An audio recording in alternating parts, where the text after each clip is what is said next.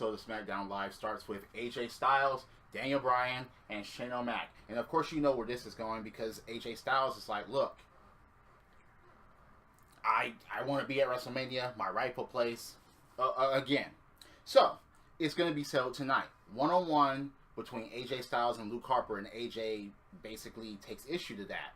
He doesn't want to face Luke Harper. He should just be in the line, the next WrestleMania main event. And then he goes and downgrades Luke Harper and makes fun of him as far as saying when is the last time he had a shower, he looks like that, he smells like a toenail, da-da-da-da-da. And come on, you know where this is going, knowing that Luke Harper is standing directly behind him, and then Shane and Daniel Bryan, they're egging him on, like, yeah, good one. And basically, AJ Styles just turns around and he just walks away. Luke Harper approaches Daniel Bryan and Shane O'Mac, looks deadly at them like an intimidating style, and just says, thank you, and just walks out.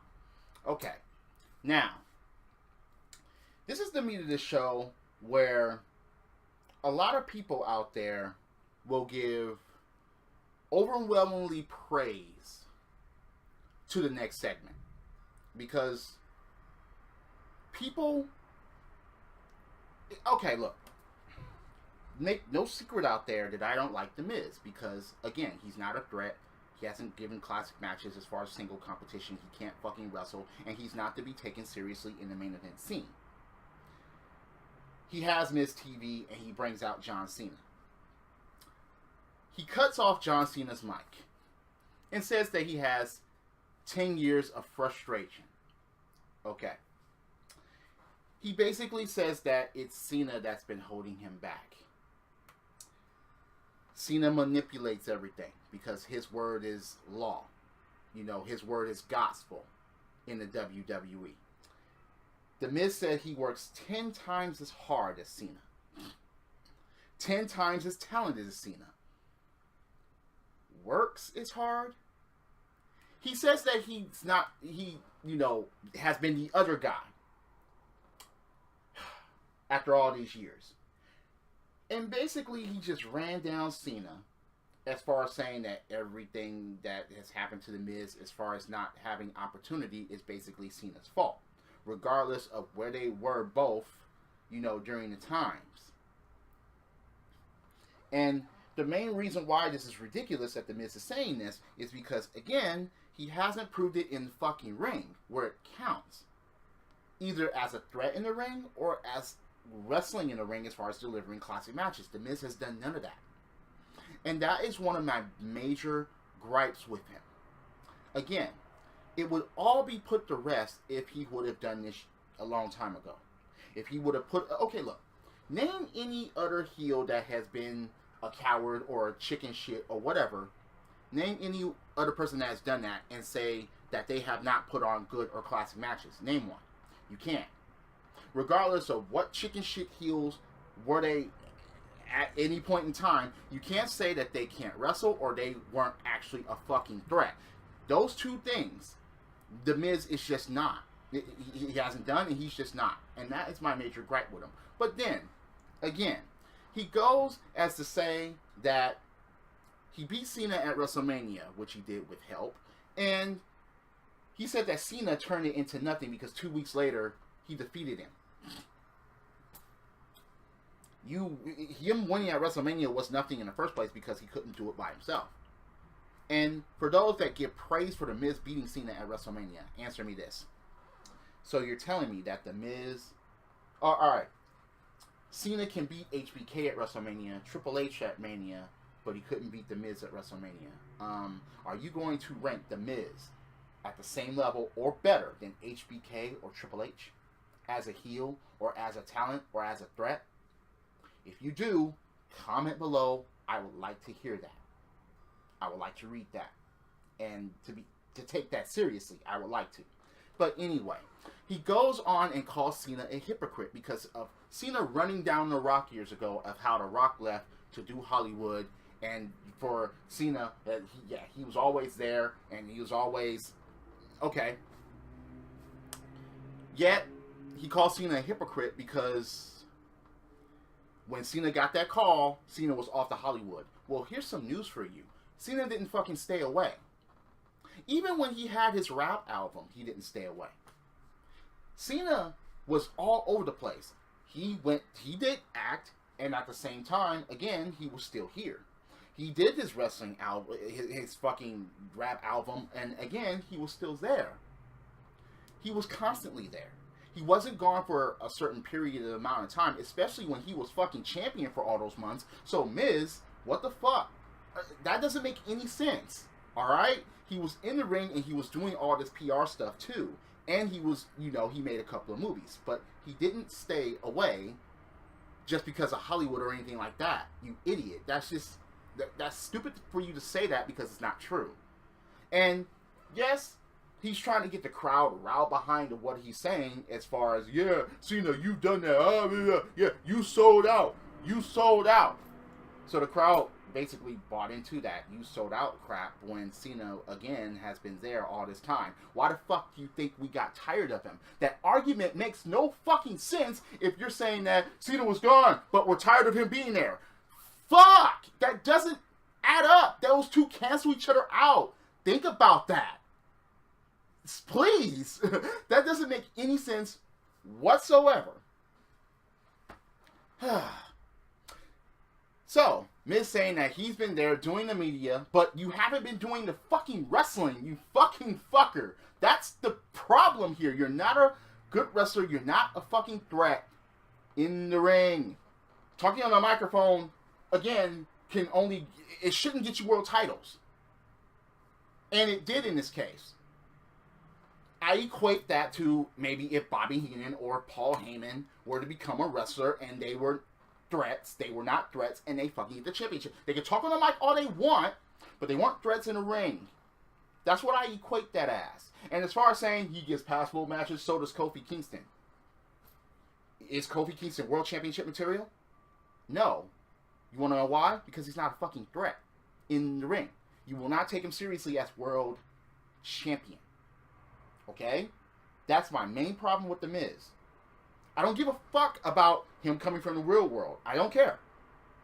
When someone arrives, I'm like, okay, show me something. I'm open-minded. Show me some skills, and show me whether you can carry the face or heel thing very well. Show me that. When he was the hoorah guy on SmackDown, I was just like, okay, just give him a chance, and all right, yeah. When he became the chick magnet in the new ECW, I was like, okay, yeah, build from that, yeah.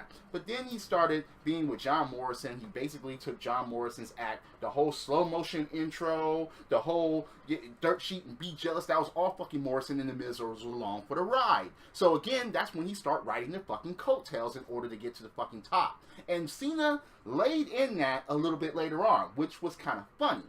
Because, again, the Miz was trying to say that Cena took his opportunities away, and it's like, took opportunities away? What? So that's why he eliminated Cena from the Battle Royal last week, because he said that, hey, that's what you've been doing to me for the last 10 years, and, he said he could do it all, he would do it all over again, and he could do it, and look, he could do it 100 times, but it still won't equal to as much as what Cena has done to him. So Cena finally gets the chance to talk to the mic because his mic finally gets turned back on, and he's like, all right, look, you've been saying the same damn thing that's been said about me for over a decade. Which is, that's true, that's a fact. People have been saying about Cena for years. And look how many people have been world champion because of Cena. I don't know. Daniel Bryan won his WWE Championship. Yes, he was World Heavyweight Champion before that, but that's not the point. Sheamus, I believe he gave Edge his first championship, even though Edge won nothing in the Attitude Era as far as world championships.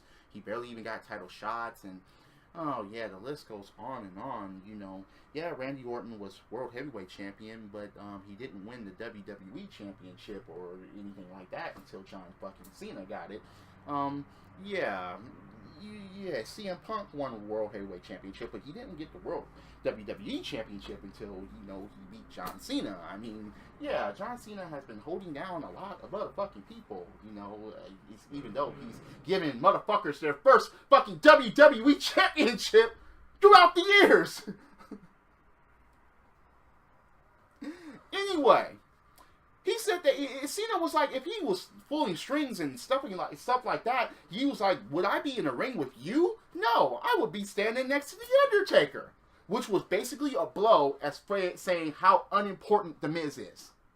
Think about that. Cena could be riding high with the Undertaker at WrestleMania season, but he's in the ring with The Miz. There's no comparison there, and I say it again. Miz versus the Undertaker. Miz versus the Undertaker at WrestleMania. Sell that to me. Please. If you cannot, then that basically proves the point that he doesn't belong in the main event and that he's not a credible threat and that he doesn't have the wrestling skill to handle that match. Not in this day and age, not ever. But anyway, he basically says that if he was manipulating everything, okay, he couldn't manipulate the fans as far as saying that he sucks.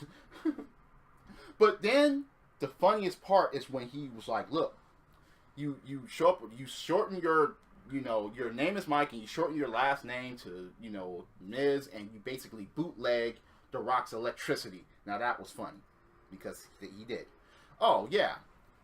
He's like, I know who I am. He's like, he laid down wrestlers of the past. Triple H, HBK, look, Austin. He's like, they know who they are, but who are you? You stole Jericho's personality.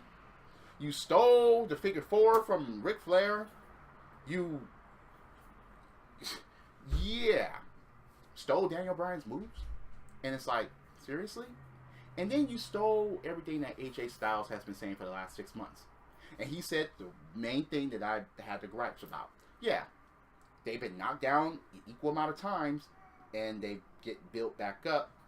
But Cena doesn't make any excuses. He mans up and he actually goes. The Miz actually stays where he was because he can't fucking wrestle. And he's not a fucking threat, and he's never developed to be as such. Never. So, look. Anyway,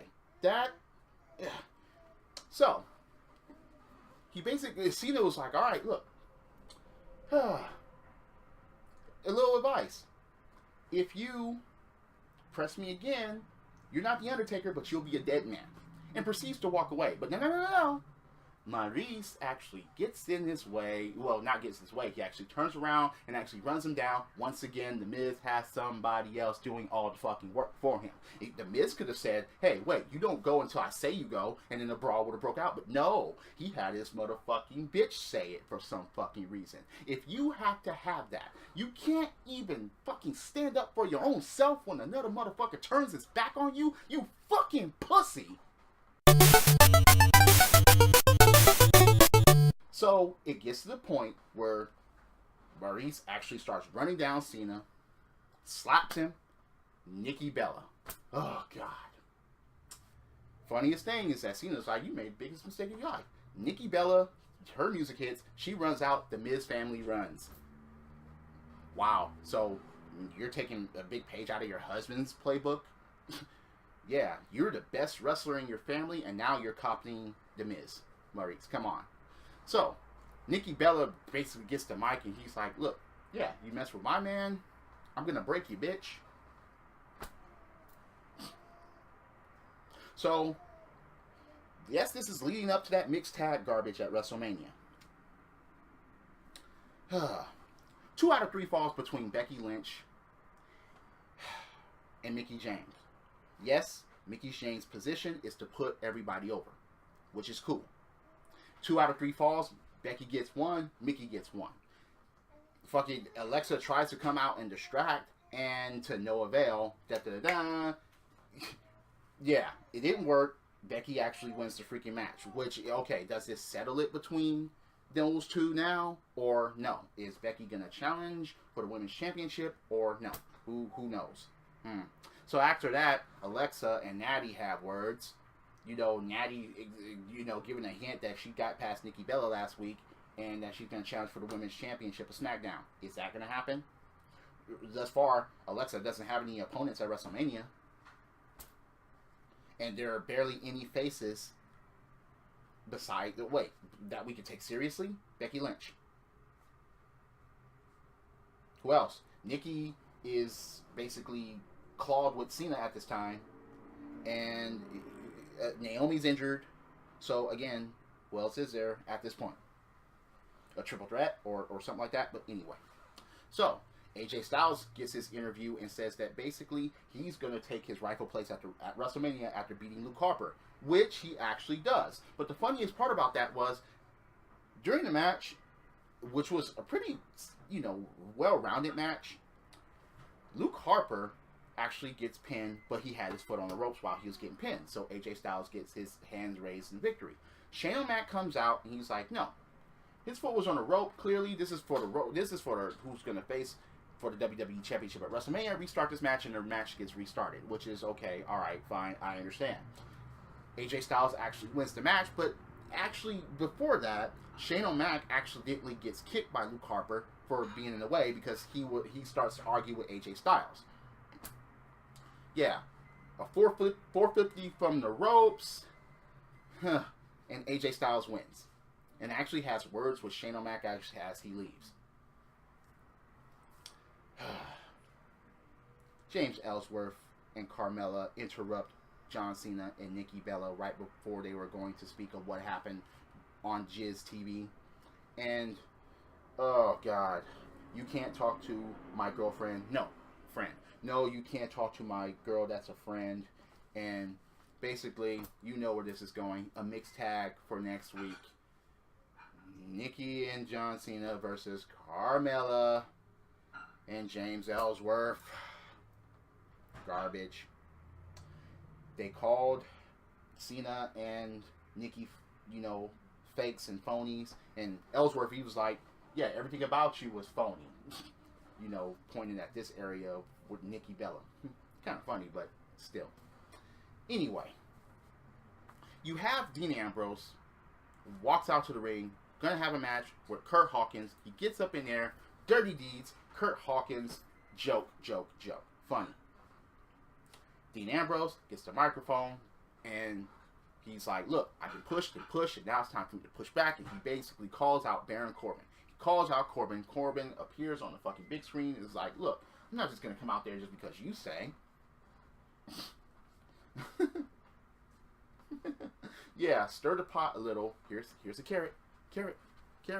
But at least this is shaping up to be a valuable feud. You know they're going to clash at WrestleMania. This week it was just a waste of time for these two because of everything else that was going on to concentrate on. Yes, you know that they're going to clash at WrestleMania, so that's just that, really. Yeah. Calls out Corbin, but Corbin doesn't come out. Duh. Ziggler versus Apollo Crews in a chairs match. Ziggler wins. That's just it about that. Was anyone going to take this seriously? Come on. Please, let me know. Because I don't take Apollo Crews seriously anymore. I mean, not that I ever did. He has athleticism, but still. He needs to turn heel. He needs to do something else. And I don't take Ziggler seriously anymore, but then again, who does? He's been just down and down and down, and him losing to The Miz is what basically killed him. We can't take him seriously anymore as a fucking threat or anything else. But he beat Apollo Crews. Yeah, meaningless, right? So, you have Bray Wyatt. Alright, look. This just leads up to utter confusion. Because he basically gets on the microphone, he said he didn't matter if it was Styles or Harper. They're going to fall in line and they're going to fall for the, they were going to fail and they were going to, Bray Wyatt basically gave the interview that he usually gives. And he basically was like, yeah, Orton, he's, at the compound right now. And Orton is at the compound of Sister Abigail's resting place inside a barn with a rocking chair. And basically, this is the turning point with Orton. Oh, yeah. He's like, yeah, you gave me the keys to the castle. If I said don't beat them, join them. And then, yeah. Now, he is the master. He's like, look, as long as Bray was the master, I want to challenge him. But now I'm the master now. So, now, he basically, and this was a long fucking segment, that they just got this over with as much as possible, or they could have at least have had a match with Dean Ambrose and fucking Kurt Hawkins the last, and, to fill that time segment or whatever. But, look. He basically sets everything on fire, and he took his sweet time doing it when Bray, was begging in the ring, don't do it. You know damn well he was going to do it. What? Just kidding. No, he set the motherfucking place on fire. He burns it to the ground. He says he's coming for his title at WrestleMania. So basically, you know damn well that AJ Styles is going to get booted off the main event and will face Shane O'Mac. That's basically what this means at this point. And it's like, damn, SmackDown, you could have done way better than what you're doing as far as hyping yourself up for WrestleMania. Because now at this point, it's like, ugh, you got most of your stars not even in big time matches. Anyway, what did you think of the show? Was it, you know, again, do you think I'm full of shit? Do you think I'm talking out my ass? I want to hear, you know, what you have to say. I want to read your opinions because, again, they make this show all about who's going to face who at WrestleMania, but you don't even have clear-cut answers yet. They want to weed that out, or they want to extend feuds until a certain amount of time. What, 2 weeks out? What, 3 weeks out? Because it's almost a couple of weeks out. It's like, damn, they need to build. They need to build the matches and then build the feuds up properly before WrestleMania shows up. Anyway, this is, man oh man, poor AJ, because he actually earned and now it's going to be taken away. Just, I don't know. Anyway, hit that like button, hit subscribe, leave me a comment below. I'm always up for a debate when it has to do with wrestling. Drop kicks, body slams, throw motherfuckers over top rope, both feet hitting the floor. Yes, I'm a wrestling fan. This is the theme, and I'll see you later. Credits.